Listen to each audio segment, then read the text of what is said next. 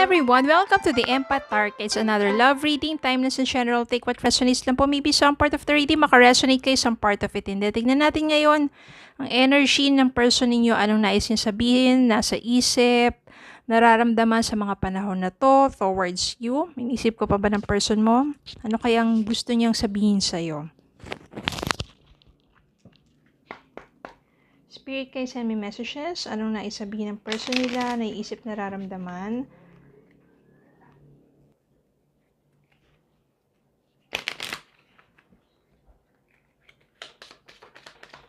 Spirit, kayo send me messages. Anong nais sabihin ng person niya? Oops.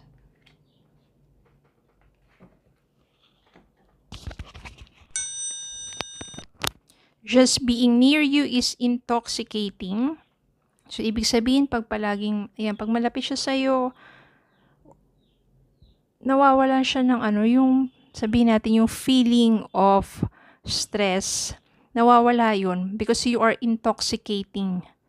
No, yung parang napakagaan. I am becoming a better person. Yan, nagpapakabait na siya. No, your person is becoming a better person. I remember every detail of that day. Ano ba yung every detail of that day? Ano ba yung day na yon? Day na nagkakilala kayo? Day na you have sweet memories? Day ba na nagkahiwalay kayo? O kung ano pa man yung day na yon.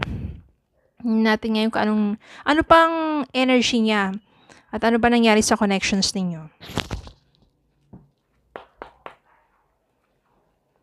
Spirit, can send me messages. Anong love connections ito? Anong gabay? Ano bang energy ng person nila? Mga naisabihin sa kanila? Nararamdaman, naiisip towards them.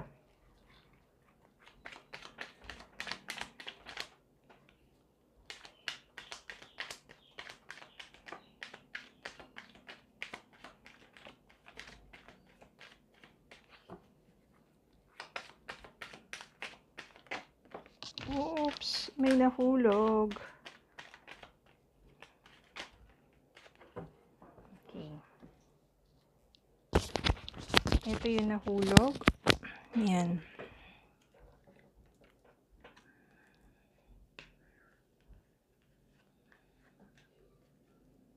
King of Pentacles. Eight of Pentacles. Eight of Swords, King of Cups, Knight of Cups, Five of Pentacles, Six of Cups, Seven of Wands, and Ace of Wands. So, I can sense here na maaaring isa lang naman tong person mo, no? O, depende. Kung nakaka-resonate ka, kung hindi lang isa yung person na kung saan, sabihin natin, medyo malalim ang inyong pinagdaanan, pwedeng siya si King of Pentacles or siya si King of Cups or pwede namang isang tao lang to, pero ang kanyang mga katangian ay pareho kay King of Pentacles na isang napaka-sipag at ito yung tao na talagang sabihin na natin meron na siyang financial stability. No, napakasipag nito, mayaman na dahil sa kanyang pagsusumikap. And King of Cups, someone na emotionally balanced, sobrang mapagmahal na taong ito. Ngayon, maaari kasi na I am becoming a better person dahil nagsumikap siya ng husto. Kaya nga nakamtan niya yung kaalwal, kaluwagan at yung natatamasan niya ngayong yaman sa buhay. Ibig sabihin, sobrang nagsumikap, kaya naging matatag ang kanyang kabuhayan, umunlad ang kanyang pamumuhay. Dahil itong taong to, Five of Pentacles, naranasan niya yung talagang walang-wala. Yung feeling lost na talagang sobrang hirap. Kaya siguro, yung mga panahon na yun na naghihirap siya, hindi niya kayang mapanindigan sa'yo Dahil akala niya nakastuck na lang siya doon sa paghihirap na yon. Kaya nahihirapan din siyang ipaglaban o ipagpatuloy pa yung connection ninyo because of that poverty. No, pero nagkaroon, umusbong yung kanyang new passion, nagsumikap siya ng husto, at ngayon is nang maunlad at matatag na tao. Still nananatili pa rin sa kanya yung pagmamahal, yung pagiging mapagmahal. At ang maganda dito, since na dito si Six of Cups, palagi niyang, ayan o, I remember every detail of that day. Palaging nandyan yung memories ninyong dalawa. Now, this person, slowly but surely, lalapit niya sa iyo, mag-reach out yan sa iyo. Siya nga lang yung katulad nitong Knight of Cups nito, slow moving to. No? Pero, punong-puno siya ng feelings or yung damdamin niya para sa iyo. Maaring may perfect timing for both of you, pero once na nag-reach out na siya sa iyo, Seven of Wands, this person will be very persistent. Parang anong nangyari dito kasi, dahil sa kahirapan na nararanasan niya, kala niya nakastuck na lang siya doon sa ganong sitwasyon. At sa sitwasyon ninyo, kaya sobra. Kaya maybe ito yung I remember every detail of that day is maybe yung araw na yon na kung saan nagkalayo kayo, na kung saan nag-decide siya na lumayo muna upang hanapin ang sarili niya, upang makawala doon sa ganong klaseng sitwasyon, upang paunlarin ang sarili niya. Pero palagi ka nasa isip ng taong to, at the same time, nandun pa rin talaga yung feelings o yung damdamin o yung pagmamahal niya sa'yo. Etong Ace of Wands dito, this is a sign that magkakaroon kayo ng panibagong, sabihin natin, opportunity to be together.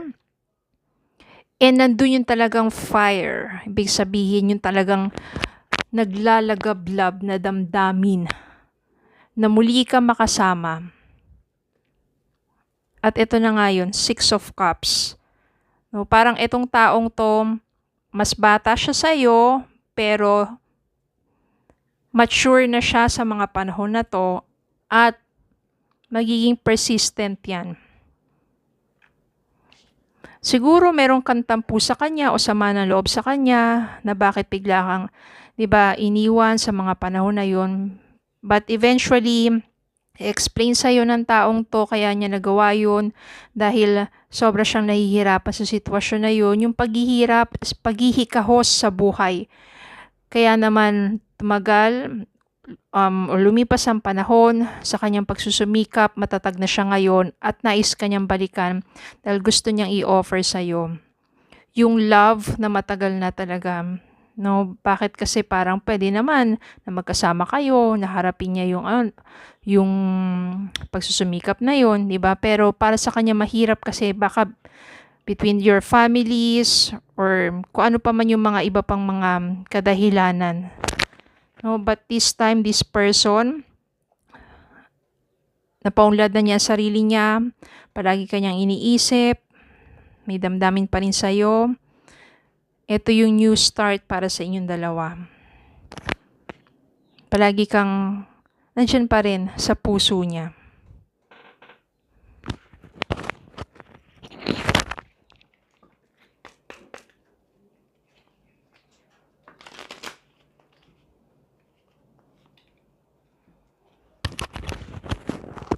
Coffee cup.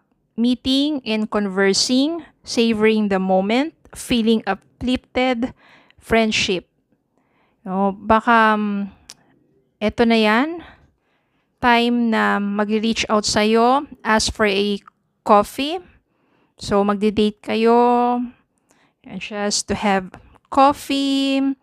Nandun na yung kwentuhan, nandun na yung kamustahan. At doon na yung pagpapahayag niya na yung savoring the moment to be with you and yung feelings niya to be uplifted into the feelings of love, of belongingness, of friendship, and yung kagustuhan niya na muling maging kayo. Ayun, o diba? cup of coffee lang naman pala. So, yun lang po. Maraming salamat po for watching. Please don't forget to like, share, comment, subscribe, follow me on Facebook and TikTok. Have a good day po and God bless.